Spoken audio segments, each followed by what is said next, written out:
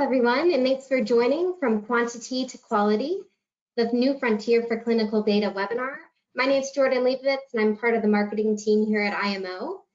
Before we get started, I want to take care of a few items for those attending. First off, this webinar is being recorded and will be available to you for future viewing. Throughout the session, all attendees will be in listen-only mode. If you have any questions, please type them into the questions section on your GoToWebinar console. After this presentation, we'll have a Q&A session as well. We'll get to as many questions as we can, but if for any reason yours is not addressed, we'll follow up with you after the presentation.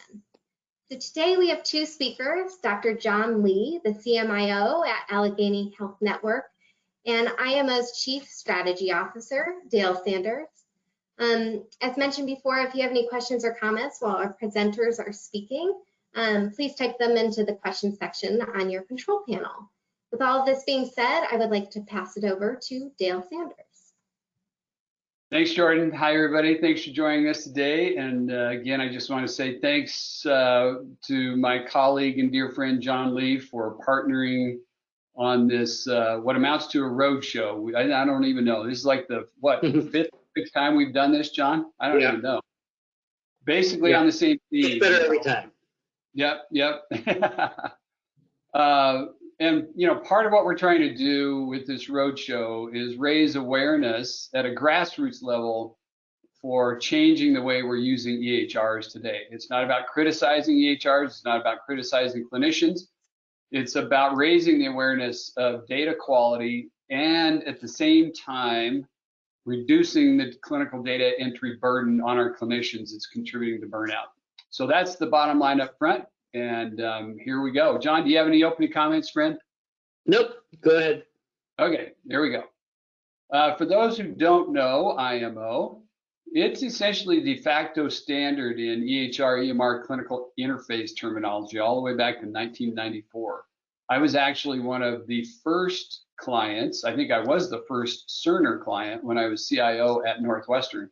I think I was the third Epic client at Northwestern when we had a mixed EHR environment to use IMO's interface terminology. And one of the reasons I joined IMO after being at Health Catalyst for so long is I want to work on the front end of data quality instead of the back end of analytics that suffers from poor data quality on the front end. So that's fundamentally why I joined IMO, is to try to do something about data quality from the beginning of the data lifecycle instead of struggling with it towards the end. John? So I joined Allegheny Health about a year ago. We're a 13 hospital system and relatively young. We were continuing to grow and came here really to try to transform healthcare, particularly with its partnership with a major payer in the area, Highmark Health. Great. And I think I'm not positive, but is Allegheny a user, a client of IMO, John? I don't even know that. Yes, we are. Okay, yeah. There's quite a penetration of IMO on the front end. Okay, so the good news is on this topic of EHR utilization and clinician burnout and to some degree data quality. And I say to some degree because it's not very strong in this report, but it touches on it. Out of the Cures Act came a requirement to reduce the regulatory and administrative burden related to the use of EHRs in health IT. So we actually have, as a country, we have legislative authority now to take action and do something to reduce the burden of data entry on clinicians. And I believe while we're doing that, we can also improve the data quality that we're capturing in EHRs. So that's the good news. We have legislative authority to do this. John and I are here to stimulate interest at the grassroots and kind of work this from both directions. We're going to cover kind of 3 chapters in today's story. The first chapter is just high-level data concepts in healthcare particularly. In chapter 2, we'll talk about the 4 assertions that we make about EHR data quality and the burden on clinicians. And then in chapter 3, we'll offer some thoughts about what we can do to move forward.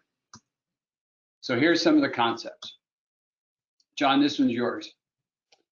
So as we all know, we've implemented a national digital healthcare infrastructure. High tech came. I guess we ostensibly declared victory, but what do we have? We still have lots and lots of gaps and lots of data noise. And we want to make the point that going digital is not the end goal. It was just the start. We've been quote unquote at the start for the past 10 years, but it's time to get going. And really, I think also part of the problem is that we have mentally anchored ourselves in doing things in a 20th century paper mindset. We have to shed ourselves of that and think of new ways to operate in this space. Next. And these are just a handful of headlines, but I think most of the people who are attending this webinar know that the whole concept of EHRs has been a bit of a mixed bag. I would say that most physicians I know would not go back to paper. Probably wouldn't say the same thing maybe 8 or 9 years ago, but we are getting there. But we're getting there really, really slowly. And part of that is because we have created these infrastructures and these constructs where we are forcing the square peg of physicians into round holes of weird 20th century governmental and payment policy. Next. And so we have this starting place. We've implemented the EHR, and I think to a lot of people, they thought it would be magic. We just implement the EHR, and then all of a sudden, healthcare is transformed. We know what triggered the frenzy: high tech, meaningful use. We know what we want to try to achieve: transforming healthcare. The hard part really is the middle. How do we cleanse the data? How do we normalize the data? How do we validate the workflow and make it so that it's something that it's pleasurable for the providers to actually use and that actually fits into how they think and how they work? Next.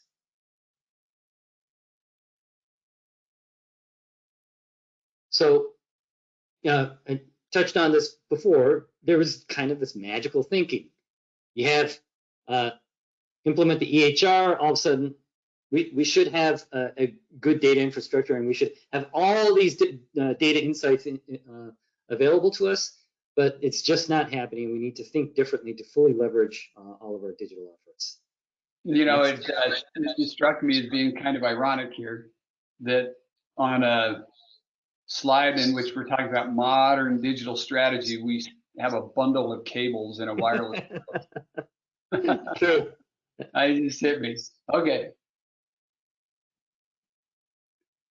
And so I'm sure many of you have already heard about the concept that we have now constructed a system where physicians have become the most expensive data clerks in our healthcare system, where we are forcing them to enter and type in data, click on buttons, just to accommodate some sort of artifactual coding or regulatory need. And we need to flip that around. We need to make it so that the data actually works for the provider and not the provider working for the EHR. Next.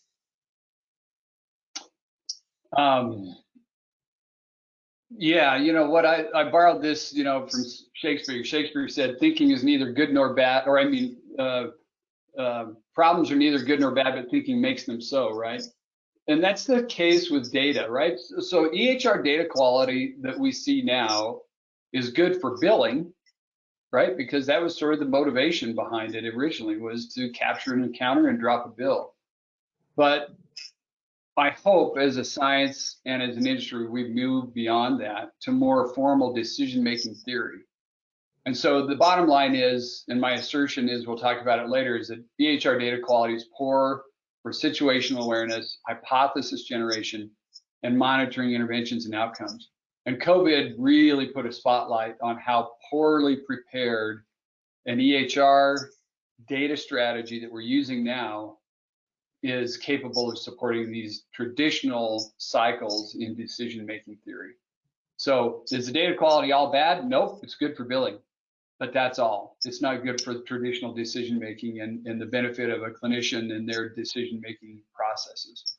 You know, the COVID example actually is, it just occurred to me, a prominent example right now is that we are all sort of on pins and needles thinking about, well, all these people are vaccinated. How long is that vaccination going to be effective? If we see an uptick in cases, how many of those people are vaccinated? We actually have no good way to actually track that. Yep. You would think that that would be an immense public health initiative. Unless the patient got vaccinated within your EHR, there's no good way to visualize that within transactionally or at an analytic level. You have to go through all sorts of hoops. Exactly, Brent. My healthcare provider in Utah still has no record in the electronic health record system of my vaccination status. By the way, that's probably another topic, and that is this division we have in the country between public health and population health. We have to break that down. And if ever there were a case where population health and public health collided with no clear ownership, it was COVID. And anybody that tells me that COVID was not a population health issue, I think is smoking, something that I'd like to get my hands on. So anyway, that's another topic, but it's important because EHRs play a part in public health, right? And so the data quality and the data content that we're collecting has to feed that relationship between public health and what we're currently calling population health, chronic disease management. As we mentioned earlier, it's not the EHRs or the clinician's fault, right? Could the user interface of EHRs be better? Sure, of course, we all know that. The EHR vendors agree too. But the bigger problem is how we're using EHRs, and especially the data entry burden of quality measures that are associated with billing and reimbursement, and this vicious cycle of quality measures driving data content that we don't really need for situational awareness, hypothesis generation, and intervention and outcomes assessment. This is my sort of hierarchy of data, value, and maturity. And it begins with standardized vocabulary and terminology at the very lowest levels. Imagine if you walked into a retail store today, a grocery store, and 10 or 15% of the products had a UPC code on those. From a retail workflow sort of management perspective, all of those products that make it to our tables and make it to our shopping baskets easily, safely, is largely driven by UPC codes and the ability for us to track back to source, track production, also track inventory. Well, in the healthcare world, and I'll show you slides that validate this, only about 10 to 15% at most of our products are actually standardized to vocabulary and terminology that's metaphorically similar to a UPC code. So that's fundamentally important. The next level up from that is how you organize that vocabulary and terminology into value sets, into patient cohorts and concepts that you care about related to those patient types.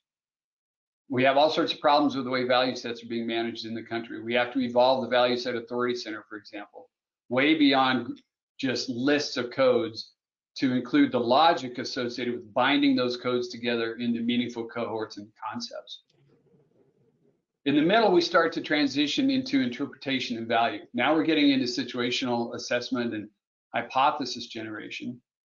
But the truth is, care delivery and the value of data doesn't emerge until we get to the top two layers of the stack. Everything below it is an expense. So it's our job as informatics and analytics professionals to minimize the expense in those lower three layers, and also as a country to minimize the expense. So we can put all sorts of tools around the acceleration of value in those lower three layers, but we're solving and addressing a symptom, not the root cause. And we'll talk more about solving the root cause here shortly. This is a great paper. Highly, highly recommend this paper. Came out in March. Was published in the ACM Special Interest Group for Human Computer Interaction by folks at Google. And the headline says it all. Everyone wants to do the model work, not the data work. And it goes into what they call data cascades in high stakes AI. And a data cascade in the context of this paper is essentially all of the bad things that happen with data quality before it gets to the AI model that has this cascading effect on the quality of the model's output. Okay, that's what they characterize as a data cascade. And there's a great quote in the paper, and that is, data quality carries an elevated significance in high stakes AI due to its heightened downstream impact, impacting predictions like cancer detection. Paradoxically, data is the most undervalued and deglamorized aspect of AI. So one of the things we have to do, friends, is raise the awareness of data quality in the minds of policymakers and the minds of healthcare executives who are not data savvy. Help them to realize that we will never be any better with our decisions and our care in healthcare than the quality of the data that we feed into the process. This is a great paper from Google, who could otherwise be overhyping AI, but they're actually saying we've got a real national problem with data quality, and nobody really wants to deal with it. Everybody wants to be a data scientist, not a data engineer, not a data normalization expert. And I would say that one of the recent headlines where that directly connects to is the notoriety that Epic received about their sepsis algorithm. Great point. And there's some places that did it well, some places where they found that it was a failure. But a lot of, just so much of that has to do with data quality and the junk that's actually in our EMRs. Yeah. So for those who don't know, John, you might briefly describe that article. So there was, I'm not sure who actually published that article, but basically it was. I think it was JAMA. I'm sorry? I think it was JAMA, I believe. Okay. So it was, they looked at the data and basically they said that the Epic sepsis predictive model highly underperformed. I forgot the exact numbers, but I think I remember seeing that that it recognized sepsis some ridiculous number of hours after the average clinician would recognize sepsis. So, but at the same time, I know of Epic organizations that have used that specific model and done really well with it. So I think, that variability, a lot of that has to do with the underlying data. I think there's some other downstream project management and usability things that they've worked on as well, and which we'll actually touch on a little bit later as well. Yeah. I think the bottom line on that story is we will not see the value of AI in healthcare until we clean up the data that feeds the models. And that's fundamentally one of the problems that created that sepsis issue. No criticism of Epic, great, good for them for trying, but it also uncovers a real data quality problem in our EHRs and the ability to scale AI across the industry. So we got to do something about it. Okay, so our 4 assertions are: EHR data entry is a significant contributor to clinician burnout. That's assertion number 1. Assertion 2, we're collecting the wrong data in the EHR. 3, we need to change our quality measure strategy because it's affecting 1 and 2. And number 4, we have to standardize our EHR data. So there's the assertions, and now we'll support that with some evidence here. Go ahead, John, take this, friend, and then I'll offer some color commentary. Well, I think this slide speaks for itself. We're basically making our doctors, I've referenced it before, we're making our doctors data entry clerks. And when you talk to physicians, they do not mind clicking boxes and filling out forms if it means something. If they recognize that there is a direct correlation with the care and the quality of care that their patients receive. But if they see it as busy work or checking off a box or filling out some sort of quality metric that really doesn't mean anything to them, that's when they feel dehumanized, and that's what's burning out our clinicians. Yeah, and the funny thing, the odd thing, the unfortunate thing is that we're asking them to collect data on meaningless quality measures, essentially that are not changing the quality cost curve, and we're measuring them. So we're burdening them with this somewhat meaningless data entry, and then we're making it worse by measuring their lives by data that doesn't matter, that's poor quality. It's a gnarly, vicious cycle. By the way, we're losing over 1 physician per day now in the US to suicide. We'll hit 450 physician suicides this year. And it has a lot to do with this. So to that point, we're collecting and using the wrong data the wrong way. And the data that clinicians are required to collect right now reflects too much emphasis on reimbursement, billing, and defensive medicine. Not enough on situational awareness, hypothesis generation, intervention, and outcomes assessment. I guarantee if we step back and we took a data strategist approach to EHRs and to healthcare, and we asked ourselves, what's the minimum viable data set that we need on a per patient basis? Patient type is important here. What's the minimum viable data set that we need to support traditional decision theory? It would look a lot different than the data we're collecting now. And that's what we're advocating. Let's step back now. We're 2008, 2009, we're 12 years into the high-tech influence and meaningful use. It's time for us to step back and say, what can we do differently to support population health, precision medicine, and clinical research with the data strategy on the front end of EHRs? We can do this. It's not impossible, friends. It's just a matter of putting a brake on the train that we're riding right now. John? Yeah, so if you look at physician documentation or clinical documentation, you will notice that there's a lot of not only junk in there, but there's a lot of wrong junk in there. And I will fess up that I've been a culprit in this too, because this is what we're being paid on. We're being paid on, like, I forgot, 8 or 10 systems reviewed, even though I'm an ED physician, and I really don't care about a review of systems, and it doesn't really impact the care that I deliver in the emergency department. And so when you look at the review of systems documentation, in this study, less than 40% actually had true confirmation. Physical exams were about half wrong. I have seen documentation where physicians will say that something is absent or present, and clearly that assertion is wrong, has been wrong for many years. Patients or documentation that the patient's musculoskeletal exam is normal when they had a below the knee amputation 10 years ago, or a heart murmur that they've had for many, many decades, documented on multiple other documentation, but because it's just this template that they spit out there and they put it out there just to get paid, it's in there and it's false. Next slide. Yeah.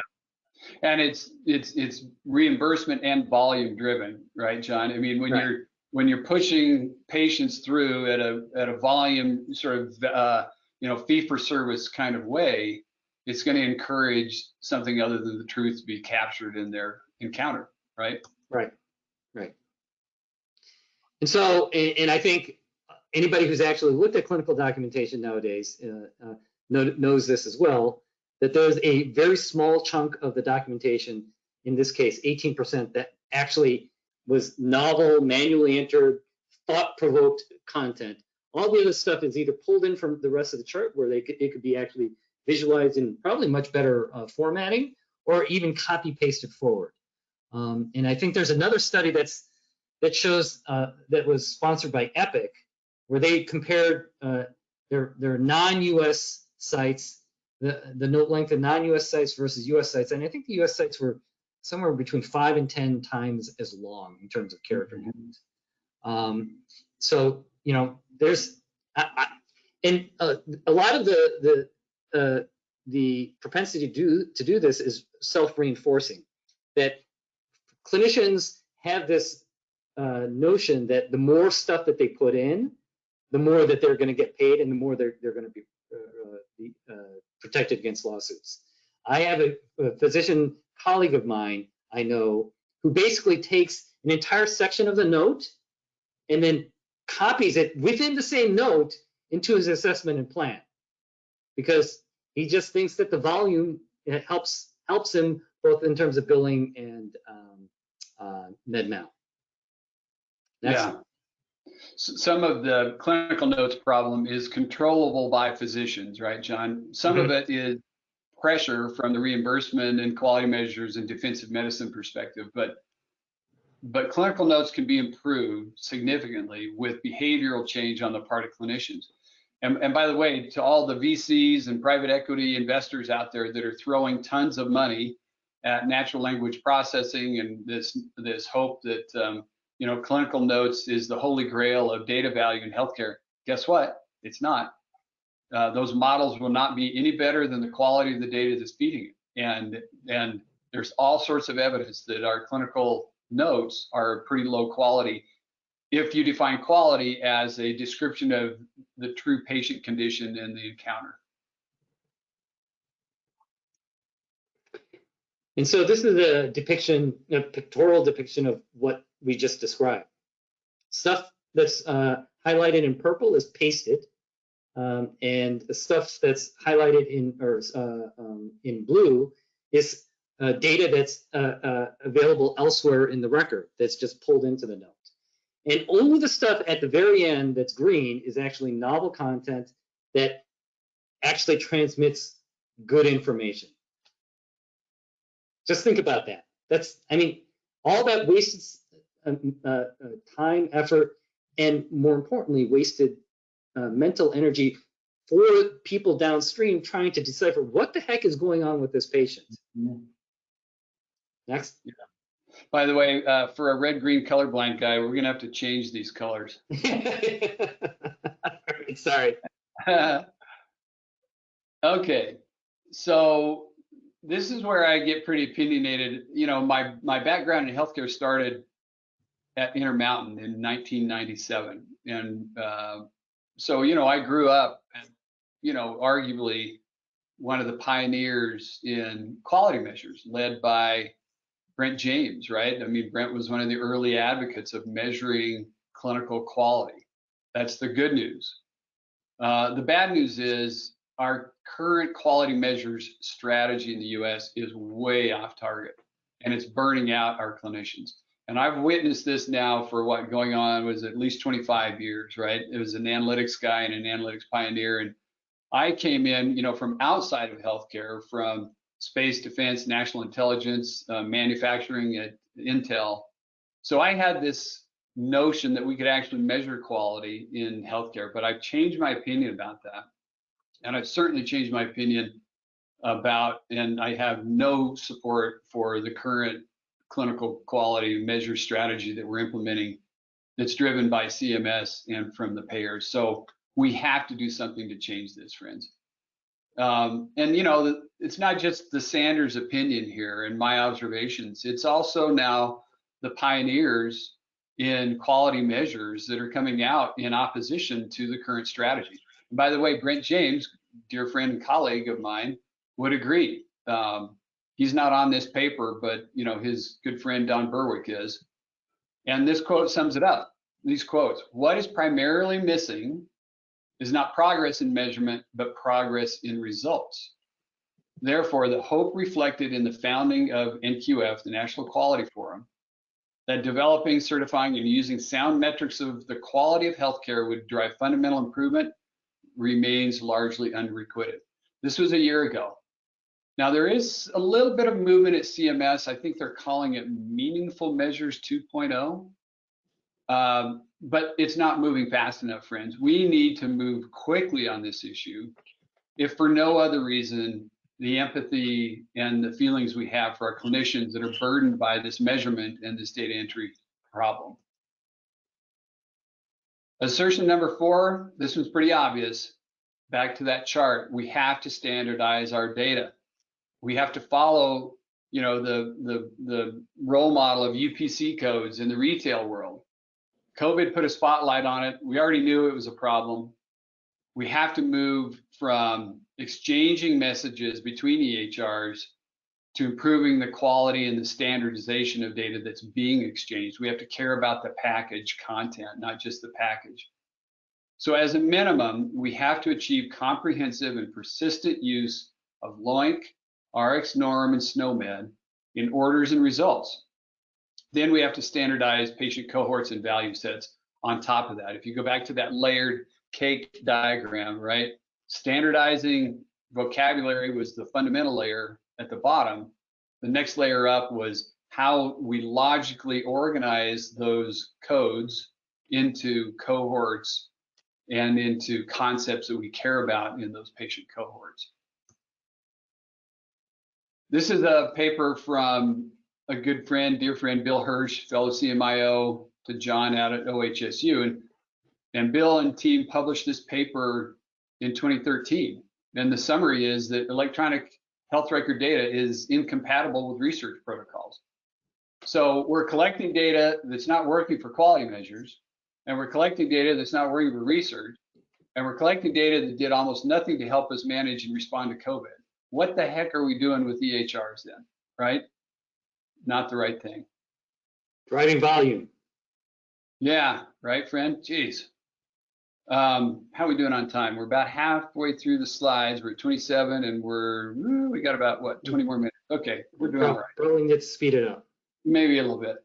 Okay, so Health Catalyst, you know, when I was there, we designed, developed, implemented this product called Touchstone, which was extracts from all of our clients, or a significant subset of our clients' platforms, EHRs and other systems, and we put that into a national repository.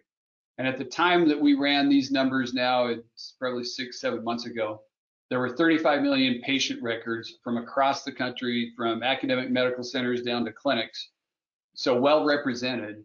And we were looking at some of the lab results and medication orders related to COVID. So of the almost 4 billion lab results that we looked at in Touchstone, only 27% of those arrived with a LOINC code. So imagine 1 out of 4 of the products in a retail store having a UPC code. Imagine what the retail industry would look like. Imagine what our experiences as consumers would look like. After lots of time and effort and a computer-aided support, we got those numbers up to about 66%.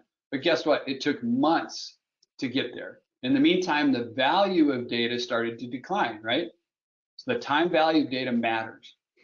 So we're going through all this normalization work to get up to still a pretty bad benchmark. We can only get it up to 66% with a reliable LOINC code. That means 33, 34% don't have anything. We don't know what that LOINC code is associated with. I guarantee if you were a military commander, you would not tolerate this kind of data quality. But yet our healthcare executives, our healthcare policymakers, I don't think are aware of how poor this data quality is and what it means to the industry and what it means to cost and quality. And the numbers are even worse for medication orders, right? Almost 5 billion medication orders, 0.02% of those records came in with an RxNorm code. After manual creation, up to 60%, still 40%, we have no clue what they were. That's just inexcusable, friends, given the criticality of our healthcare mission. Another slide of similar type, this came out of the FDA COVID accelerator work, and it shows the discongruent nature of EHR data and claims data, which again, we all know that it's a problem, but we never really address it. So out of 629,000 COVID patients, only 45,000 of those had a consistent diagnosis code between the EHR and the claims data. I don't even know how we function professionally with any kind of pride in those kind of numbers. We got to do something. So the good news is there are lots of data standards work groups, you know, in healthcare right now. That's the good news. The bad news is there are too many, and they're all kind of working in their own space, and they all have different motives. So someone, and I would personally like to see either CMS or ONC play a bigger role in overall data strategy and pulling these work groups together into a cohesive strategy. So we do have a foothold, but it's not very strong and it's a little confusing right now. So what should we do with all this? We got to do something. So John and I offer a few thoughts here. I want to start by saying, when you have messy data, I think we all should shift our mind from this obsession we have with predictions and focus more on patterns. That's sort of a classic opportunity for machine learning, is messy data. You look for patterns, not predictions. And by the way, I cut my teeth on these concepts at NSA when I was there. NSA is the messiest data environment you can imagine. There's no way that you can explicitly put out predictions. I tried in many cases, but what you can do is you can reveal patterns in data that then you expose to an intelligence analyst who then interprets those patterns and raises the concern or the situational awareness to decision makers. This is a great slide. I love this, the work from Droyce Labs. I love the company. A good example of how to apply pattern recognition to understand specific patient types and subtypes.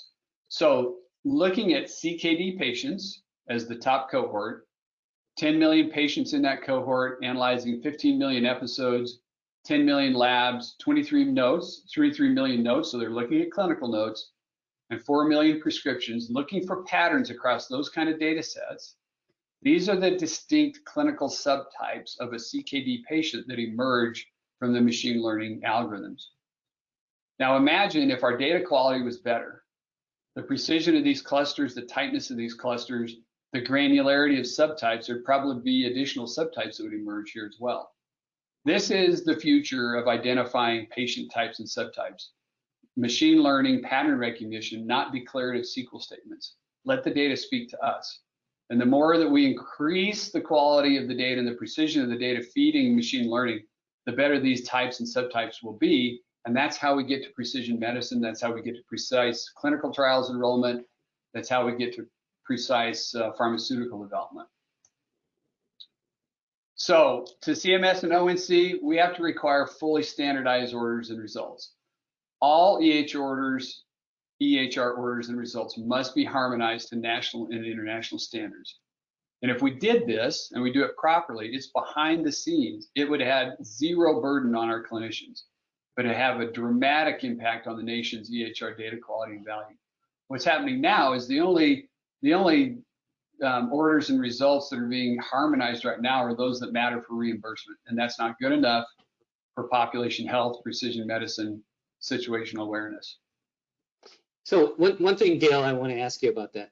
Let's say if it was a choice between enforcing a uniform 100% standardization versus, say, what happened with 21st century cures and creating an ecosystem where patients had direct access to all of their notes and results, which one would you choose? I would choose the data quality path first, Ren. I mean, you could argue that giving patients access to their records would raise the awareness of how poor the data quality is, but I don't think most patients understand healthcare data context enough to complain about it. So I would absolutely fall back to the fundamentals, and that is standardize, put a UPC code on everything that we're doing, and then that'll have downstream value to patients when they access their records. Totally agree. Very good. I'm glad we aligned.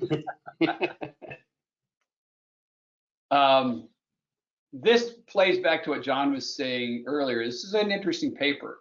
I do think we have the technical ability to qualitatively measure the quality of clinical notes. So it's not just about standardizing terms and vocabulary. I think we can actually measure, and it'd be somewhat qualitative, the quality of an EHR clinical note. This is a good paper on the topic. I have some other thoughts. I don't agree entirely with it, but it can be done. John, do you have any thoughts about the possibility of qualitatively measuring a clinical notes quality? Yeah, I think that if you create mechanisms whereby, like, so one of the ideas that I've been pitching is make it easy for clinicians to annotate or bookmark discrete segments of notes. And if you do that, it's useful for the physician, but it also is a training mechanism then to say, what are the characteristics of a particular note that causes a whole bunch of other clinicians to say that's important? And then what are the types of notes where nobody does any sort of bookmarking or annotation? Then you have a sort of a virtuous cycle of really good functionality, but then what the providers don't know is that they are acting as a training mechanism for future models. Yeah. Yeah, we can take a run at this for sure. It may be imperfect initially, but we can take a run at measuring clinical notes. And it's actually something I want to try to do at IMO and my other roles this year, is take a shot at this. Okay, Jordan's going to hit us with a cattle prod if we don't accelerate here. So to payers, CMS and private payers, please, we got to shift our quality measures from where they are now to eliminating low value care. First, we should do no harm. And the world of low value care is actually pretty well defined. There's only 32 services that account for $200 to $300 billion per year in unnecessary care. And not just unnecessary, but quite often harmful care and inconvenient care to patients. Another paper that just came out, I mean, there's a litany of papers that come out on this topic every year. Another one came out in February. And even further, only 3 services accounted for 67% of the waste. Preoperative lab testing that's unnecessary, opioids for back pain, and antibiotics for upper respiratory infections. Wow, could we simplify our quality measures life and improve waste and improve convenience and cost for patients if we would just do this, right? But we're not. Another thing we need to do, and this is an appeal to HHS and National Library of Medicine, the Value Set Authority Center is not doing what it should do. Sorry, friends. And I appreciate the folks, the good-hearted folks that are working there. And, you know, I was involved very early on in the concept development of the Value Set Authority Center, but it's just not evolved to the point that we need it. It's too much about codes and terms, not enough about data analysis, right? So it's not enough to produce a list of codes and terms. We have to produce the logic associated with creating patient cohorts and creating concepts that we care about. By the way, we've done a bad thing by mashing those two things together in what we call a value set. The truth is, a patient cohort and the concepts that we care about those patients are two different things. You want to be able to associate patient cohorts with multiple kinds of concepts. But unfortunately, what we do is we mash value sets together as if a patient cohort and the concepts we care about are one single thing, and they're not. They're two separate things. And we have to, for the sake of agility and adaptability, we've got to break those two apart. There was a report that came out from NQF in December 2020. It was a technical expert panel on EHR record data and quality best practices for increased scientific acceptability. So basically, is EHR data good for scientific acceptability and quality measures? But the problem with it is the report came out trying to fit, instead of trying to fit EHRs into quality measures in science instead of the other way around, right? We've got to change the way we look at quality measures and even scientific data collection and get EHRs to support that. So anyway, it's a report of note, but it's missing the mark again. Commercial and federal payers I believe they have a role in incentivizing a national patient identifier. If we're too scared nationally to legislate one, maybe we take a mixed approach and we make it mandatory for enrollment in Medicare, Medicaid, and DoD VA patients, but voluntary for other patients in the commercial world, and give those folks an insurance premium or a tax dividend for participating in the national patient identifier.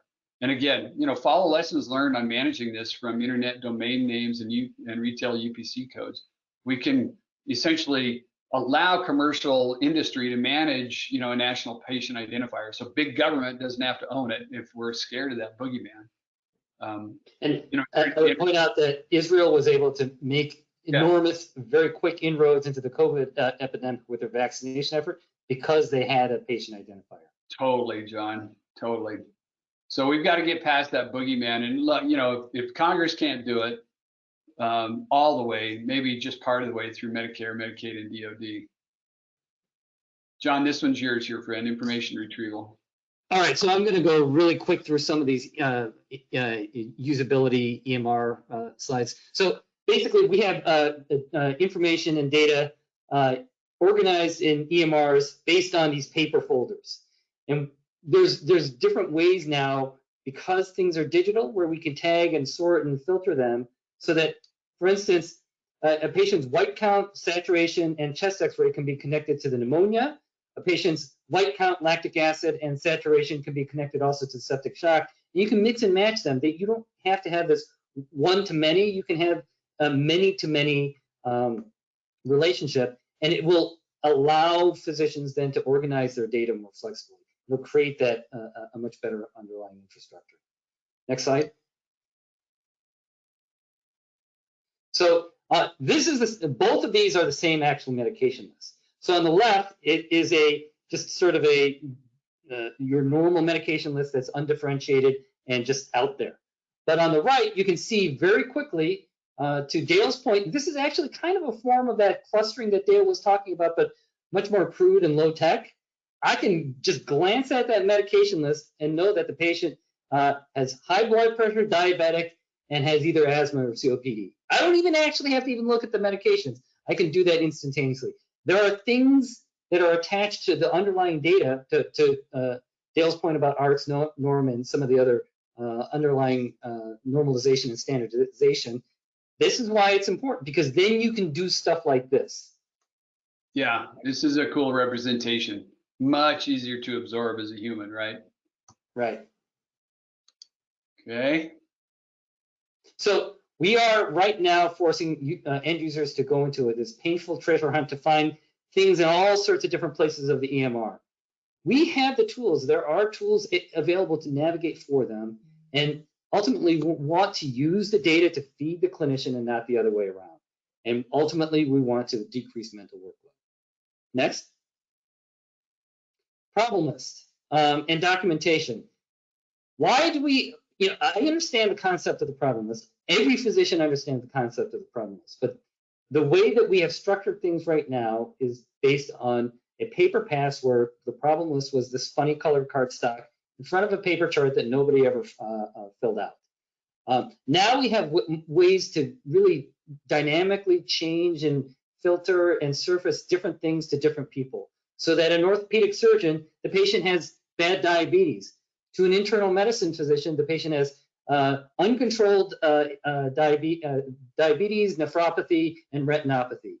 To an ophthalmologist, they may just have retinopathy. So we need to be able to leverage the underlying digital infrastructure to really highlight that sort of functionality to the end users. And again, create value to the documenter and not just to the consumer. Let's skip over this. Want to skip that one? Okay. Yeah. Okay. So we're forcing square peg workflows into from the 20th century and into round hole requirements that don't make sense anymore. It should be about communication and not compliance or billing. And we have constrained documentation to these paper 20th century paradigms. Again, use the data to feed the clinician, not the other way around. Decrease the mental workload. Next slide. And ordering is the ultimate culmination of a physician's training. How can we actively affect the patient's trajectory? But unfortunately, it's become this almost menial task of clicking boxes and filling in a bunch of required fields.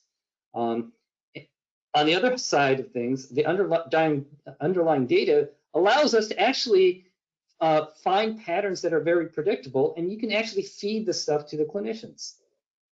Next slide. So this is a simple example of something that we did in EPIC, where the patient comes in with nausea, vomiting, diarrhea, and fever. These are the orders that are being presented to the patient, and the content of these orders actually fits in with the nausea, vomiting, and diarrhea. Next slide. So if you remove nausea, vomiting, and diarrhea, all the abdominal stuff disappears, just passively. The physician doesn't have to do anything. And when they order something within this construct, all they do is do a check mark and sign. They don't have to fill out any funny fields. There is the technology for us to do this for our clinicians. Next. Similarly, if we take out the fever, all the infectious disease workup just passively disappears. Again, these are things that we can do now. Have you done this, John? So are you doing this in EPIC now? Yeah, this is actually from my previous organization. Yeah, got it. So again, we're forcing users to do things because we think that we want to require it of them, not because it makes sense to them. But we can anticipate these things. We have the underlying context and understanding of how to do that. And we need to then, again, use the data to feed the clinician, not the other way around. Decrease mental workload. Next. Look at that, last slide. We did it. Well, thanks for going through those quickly, John. So if you agree with us, reach out and join the grassroots effort, and quite literally contact your congressional staff, friends. We've got to work this from the bottom and from the top. And if you disagree with some or everything we said, let us know that too. John and I are, I think we're both advocates of Stoic philosophy. So we may suffer from the curse of knowledge here, and you can't possibly offend us with suggestions to improve. We're strong enough to accept or deny any advice. So there you go. We do have a handful of questions here. Let me click through a couple of these. This is from Barbara Putagano. Are you looking at this from patient perspective also? Well, that's a good point, friend. When you interact with a doc these days, you are always looking at their back. That's for sure. I mean, our pediatrician uses puts her iPhone up on a stand and dials up a clinician in India, and so she doesn't. Our pediatrician doesn't look into the EMR anymore. She looks at our kids, and there's someone in India that's actually entering the clinical data. It's a little weird that it has to work that way, but yeah, you're right. John, any comments on that? Yeah. So the slide that we did skip over is that the whole concept of ambient clinical documentation, where it basically you use technology to create a scribe. I think that will happen. It's going to take a lot of hard work, and I'm not sure when it's going to happen. I think for a certain relatively narrowly focused specialties, it will happen within the next few years. But basically, what you're talking about is something close to almost generalized artificial intelligence, and that'll take a lot longer. Yeah. Okay, next question from Maureen Isaac. What are actionable next steps that are suggested? Does IMO have capability to refine the data collection desired to assess quality? So the answer to the first part of that question is we've suggested, I think, some actionable next steps, both from sort of a grassroots level, like what organizations can do, healthcare executives, clinicians to participate in better data quality. Also, what can be, achieved from the payer and the policy level. The second part of the question, does IMO have a capability? The answer to that is yes, Marina, and that's one reason I joined IMO, was to carry this notion of data curation, refinement, data quality measurement to the next level, because I've been the guy, downstream in the analytics world who suffered with data quality for 25 years. And I want to work on the front end of that and create a seamless experience to improve data quality from the very beginning of its production.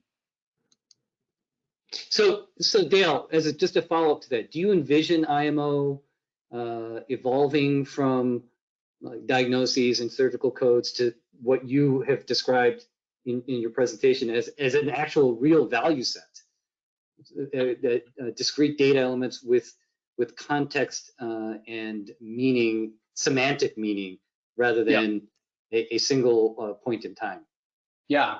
So IMO, before I joined, had started the development of a data normalization and curation tool set, and also a value set tool.